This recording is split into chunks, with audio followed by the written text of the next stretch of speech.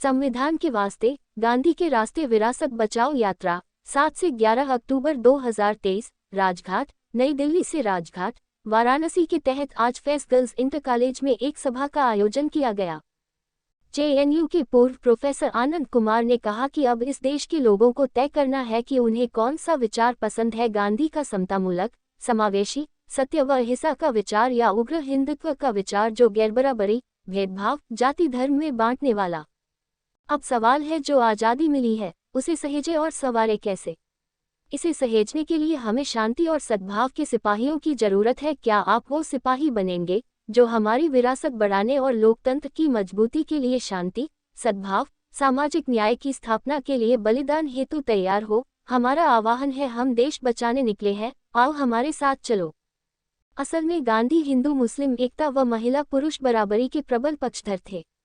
इसीलिए हिंदुत्व की राजनीति गांधी एवं गांधी के विचारों को मानने वालों को लगातार नीचा दिखाने व गांधी विरोधी सावरकर गोसे का महिमा मंडन करती रहती है। इसका एक ताज़ा उदाहरण मोदी सरकार द्वारा गांधी विचार की सबसे बड़ी संस्था सर्व सेवा संघ के वाराणसी परिसर को बुलडोजर से ध्वस्त कर देना है। लेकिन क्या ईंट गारे के परिसर को ध्वस्त कर देने से गांधी विचार को खत्म किया जा सकता है? कार्यक्रम में संदीप पांडेय, गुड्डी, सुल्तान खां कलीम, डॉक्टर रशीक अनवर, जुबैर उमर, फैजान फैजी, डॉक्टर शहजाद, ताहिर सलामी, आबिद हुसैन हैदरी, मोहम्मद साकिब, जुनैद इब्राहिम, अरबाब नवाज। कार्यक्रम की निजामत शाह आलम रोड ने की। और ये हमला कब प्रमुख साथियों से आज इमारतों और ऐतिहासिक धरोहरों तक आया है। बनता बिगड़ता है हुकूमत से। हुकूमत की तलवार जब गंदे लोगों के हाथ में चली जाए तो नाइंसाफी का सिलसिला चलता है। हुकूमत बदलने का इंतजाम हमारे बुजुर्ग कर गए हैं और उसका इस्तेमाल हमें करना चाहिए। लेकिन एक मुसलमान होने के नाते, एक दलित होने के नाते, उससे भी आगे एक औरत होने के नाते, एक आदिवासी होने के नाते हमारे जो एहसासात हैं, हमारी उम्मीदों और असलियत में जो फासला है, उससे जो घबराहट होती है, मैंने तो मुबारकबाद दी इनको खुद कि आप पढ़े लिखे और संपद में बैठे हुए हैं। कोई दूसरा होता तो पढ़ लिख के बाहर निकल गया होगा। ये रहने लायक शहर है। 75 बरस की आज़ादी के बाद रोशनी यही है, यही सड़कें हैं, यही इंतजाम है, यही स्कूल कॉलेज है। मैंने आते ही आपसे जानकारी लेकर के जब पता लगा कि एक यूनिवर्सिटी के पास थोड़ी सी ज़मीन है, तो उसके सदर साहब हमारे दोस्त हैं बनारस के, उनको भी हमने हैदराबाद फोन करेगा, भाई मानू की एक ज़मीन है, यहाँ संभल के लोग इंतजार कर रहे हैं कि उसमें 4 ईंटें रख दो, पढ़ाई लिखाई का इंतजाम हो, एक अरसे से ज़मीन है। ऐसे ही आहिस्ता आहिस्ता एक ईंट, दूसरी ईंट, 4 ईंट से हमारा मुल्क बनेगा। लेकिन अभी मुल्क को बिगाड़ने की पूरी कोशिश है। 3 करोड़ लोग जिनका जन्म भारत का है, इंडिया हिंदुस्तान का है, विदेशों में रोटी कमाते हैं। और इसमें बहुत से लोग ऐसे हैं जो IIT के पढ़े हैं, IIM में, तो इनको देख के ताज्जुब करता हूँ, मुझे यकीन भी नहीं होता कि मैं कभी कुछ छू लूँ। ये वही अमेरिका से पढ़े लिखे। इस मुल्क में रहने के लिए हम लोग कहाँ हैं? बड़ा छोटा सा सवाल है, लेकिन बड़ा मैं बस इसका जवाब आपसे चाहता हूँ कि हम लोग क्या करें आखिर हमारी राह क्या है, आखिर हमारा रास्ता क्या है। हमारी मंजिल तो है, लेकिन उस मंजिल पर चलने के लिए रास्ता आखिर क्या है। क्या हम ऐसा रास्ता अख्तियार करें, कौन सा रास्ता चुनें कि हम इज्जत के साथ और सर ऊंचा उठा करके चल सकें। खौफ के साथ रहना अब मुश्किल हो गया। तो इस सवाल का जवाब आप मुझे दीजिए। आप राजनीतिज्ञ हैं और आपके चेले मुख्यमंत्री बने हुए हैं। मैं चाहता हूं कि आप इसका जवाब दीजिए। मेरा सवाल नहीं, हमारी इस बस्ती का भी सवाल है, एक शख्स का सवाल है ये कि आखिर हम कहाँ हैं। बहुत बड़ी बात। वो चाहते हैं कि तिलारी आप उन्हीं के साथ चलें। ठीक है, बहुत अच्छा। तो मैं चाहता हूँ इसको इतनी जल्दी खत्म ना किया जाए। नहीं, राकेश रफीक जी बिलारी से। तो मैं बड़ी जरूरत के साथ मैं चाहता हूँ आपका और समय थोड़ा सा लिया जाए। और हमारे यहाँ पर कई सारे डॉक्टर्स भी हैं और हमारे बड़े भाई डॉक्टर खुर्शीद अहमद साहब, डॉक्टर रशीद अनवर साहब, डॉक्टर रियाज अहमद साहब, डॉक्टर फहीम साहब, फैजान साहब, जुनैद इब्राहिम साहब, मसद इमरान साहब, बहुत सारे लोग यहाँ पर ऐसे मौजूद हैं जो अपने आप में 10,000 लोग श्रोता हैं। तो मैं चाहता हूँ अगर किसी को कोई जहन में सवाल हो तो आज हमारे दरमियान दो ऐसी, दो नहीं बल्कि कई ऐसी शख्सियत हैं कि दोनों लोगों को आपने सुना और इसका तो अंदाज़ा हमने लगा लिया कि ये किस कदर अहम शख्सियात हमारे यहाँ इस वक्त मौजूद हैं। मैं चाहता हूँ किसी के जहन में अगर कोई सवाल की आज़ादी की लड़ाई के सबसे बड़े नायक का नाम था मोहनदास करमचंद गांधी। उनके साथ आज़ादी की लड़ाई में भी और आज़ादी के बाद देश की गरीबी दूर करने का काम भूदान आंदोलन से संत विनोबा ने किया और भारत छोड़ो आंदोलन से लेकर के संपूर्ण क्रांति आंदोलन तक का नेतृत्व जयप्रकाश नारायण ने किया। इन तीनों की विरासत की शक्ल में बनारस में पिछले 60 बरस से सर्व सेवा संघ प्रकाशन केंद्र था, गांधी विद्या संस्थान था और सर्वोदय के काम में लगने वालों का एक प्रशिक्षण केंद्र था।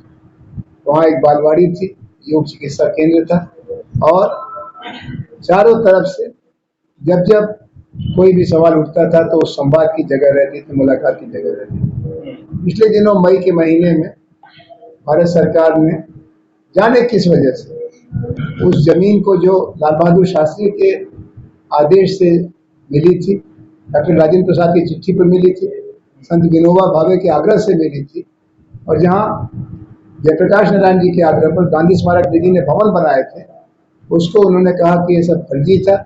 इतने बड़े बड़े देश बनाने वालों ने गलत काम किया, सरकारी जमीन पर कब्जा किया, अब इस जमीन हमारी।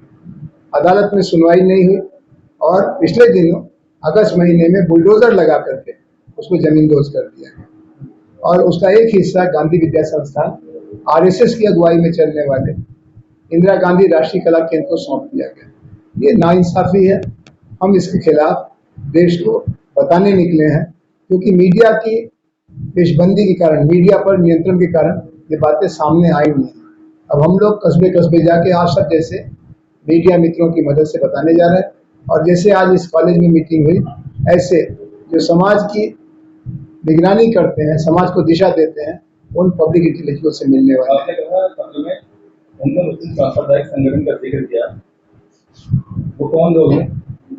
नहीं, संगठन तो इस समय सबसे बड़ा वही है जिसका हुकूमत का कब्जा, उसका नाम है राष्ट्रीय स्वयंसेवक संघ, जिसने आज़ादी की लड़ाई के दौरान उसके सबसे बड़े नेता महात्मा गांधी की हत्या की कोशिश की, जिसके बड़े नेताओं ने अंग्रेजों से माफ़ी मांग के अंग्रेजों से वजीफा लेकर के हुकूमत की जी हजूरी की और आज पिछले 8 बरस से 9 बरस से दिल्ली की हुकूमत पर कब्जा है, लखनऊ की हुकूमत पर कब्जा है और वो पूरी तरह से दबंगई कर रहे हैं, सांप्रदायिकता की राजनीति कर रहे हैं, बांटो और राज कर रहे हैं।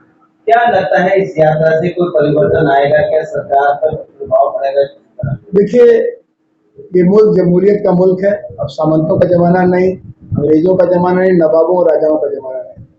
आम लोग जो बात जान जाएंगे, इंसाफ पसंद है हिंदुस्तान के लोग, बाकी दुनिया के लोग भी इंसाफ पसंद है।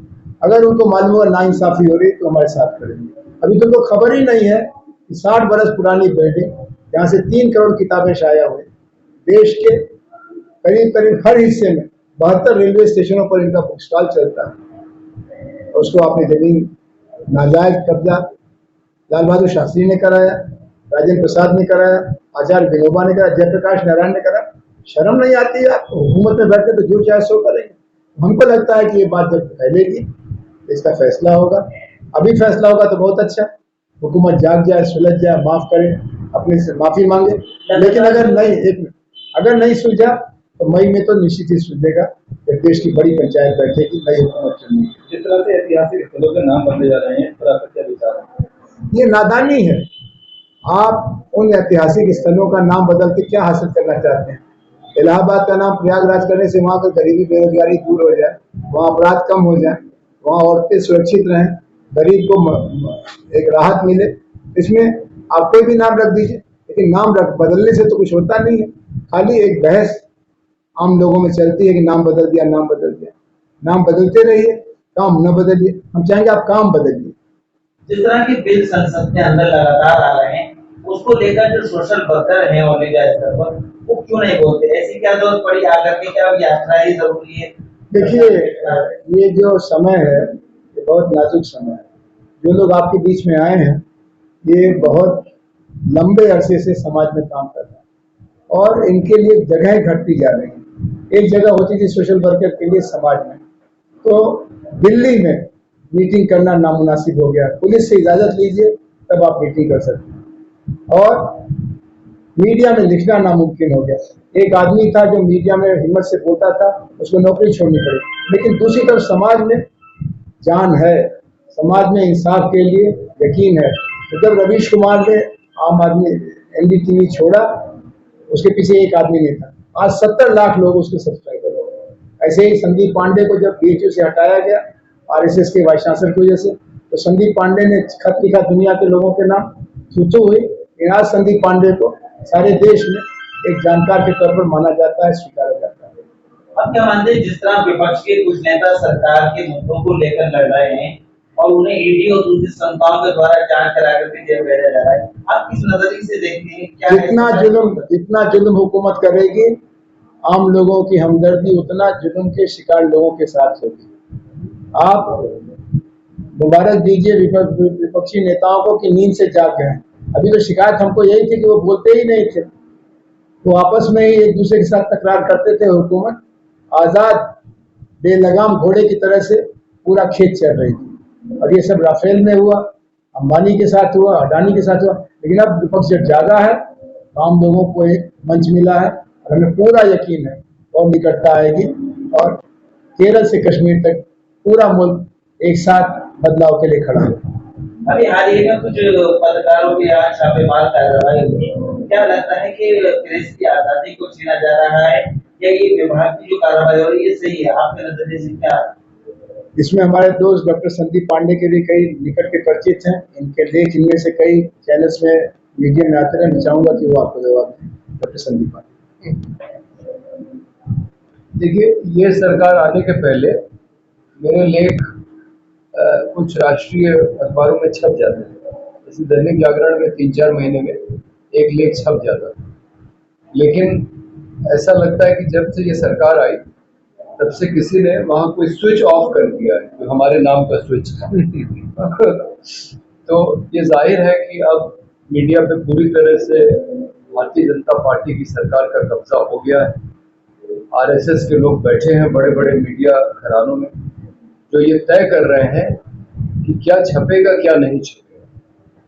तो ऐसे समय में बड़े बड़े पत्रकारों को अपने अखबार छोड़ के, टीवी चैनल छोड़ के अपने अपने पोर्टल चलाने पड़ रहे हैं। और जब वो, क्योंकि आपने उनके लिए जगह छोड़ी नहीं, लेकिन जो पत्रकार है या जो आज़ाद ख्याल का व्यक्ति है वो तो भाई अपनी बात कहेगा ही, अपनी बात लिखेगा ही, भले ही आप उसके खिलाफ मुकदमा करें, भले ही आप उसको जेल भेजें। तो यही हो रहा है, जो लोग सरकार के खिलाफ लिख रहे हैं, बोल रहे हैं, उनको जेल भेजा जा रहा है। हमारे कई साथी भीमा कोरेगांव मामले में जेल में, कई साथी जो CA NRC के खिलाफ प्रोटेस्ट हो रहा था उसमें हिस्सा लेने के कारण उनके ऊपर झूठे मुकदमे लगा के कि उन्होंने दंगे कराए, जिन्होंने भड़काऊ भाषण दिए और नारे लगाए, उनका आज तक कुछ नहीं हुआ। लेकिन वो दिल्ली में पढ़ने वाले छात्र नौजवान सब जेलों में हैं। और आप देखिए अभी फिर ये छापे पड़े हैं 3 तारीख को। तो ये जो कुछ हो रहा है ये दिखाता है कि सरकार बहुत घबराई हुई है। वो नहीं चाहती है कि उसकी सच्चाई को उजागर किया जाए और वो विपक्ष की हर एक आवाज़ को दबा देना चाहती है। लेकिन ये इस मुल्क ने ये दिखाया है कि जब भी यहाँ के शासक तानाशाह हुए हैं तो जनता ने बगावत की और हुकूमत को बदला। क्या लगता है 2024 में परिवर्तन होगा, नई हुकूमत आएगी? देखिए, जो इंडिया अलायंस बना है, अगर उसकी जो रणनीति है कि भारतीय जनता पार्टी के एक उम्मीदवार के खिलाफ एक उम्मीदवार खड़ा किया जाए, और मैं आपको ये भी बता दूं कि हम लोग की कोशिश है कि नरेंद्र मोदी के खिलाफ प्रोफेसर आनंद कुमार बनारस से खड़े हो, बशर्ते इंडिया अलायंस सपोर्ट करे। अगर इंडिया अलायंस सपोर्ट करेगा तो एक उम्मीदवार मजबूत होगा हर जगह, और उस स्थिति में कुछ राज्यों को छोड़ के, शायद उत्तर प्रदेश में अगर बहन जी साथ नहीं देंगी तो वो नहीं हो पाएगा, तो कुछ राज्यों को छोड़ के ऐसा लग रहा है कि बाकी ज्यादातर राज्यों में ये रणनीति सफल हो जाएगी और उस समय भारतीय जनता पार्टी के लिए बहुत मुश्किल आएगी, क्योंकि सिर्फ 39% वोट उनको पिछले चुनाव में मिले थे। यानी कि जो बहुमत है मतदाताओं का, वो अभी उनके साथ नहीं है। और अगर इंडिया गठबंधन से अजय राय फिर से बनारस से मैदान में कहते हैं, तो बहुत मुबारकबाद होगी और हम लोग उनकी जीत की कामना करेंगे, उनके लिए काम करेंगे। नहीं, इंडिया अलायंस का कोई उम्मीदवार खड़ा होगा तो फिर आनंद जी नहीं लड़ेंगे, लेकिन अगर वो हमारे लिए सीट छोड़ते हैं इस देश के जन संगठनों, जन आंदोलनों, बुद्धिजीवियों के लिए, तो फिर हम लोग इनको जरूर उतारेंगे।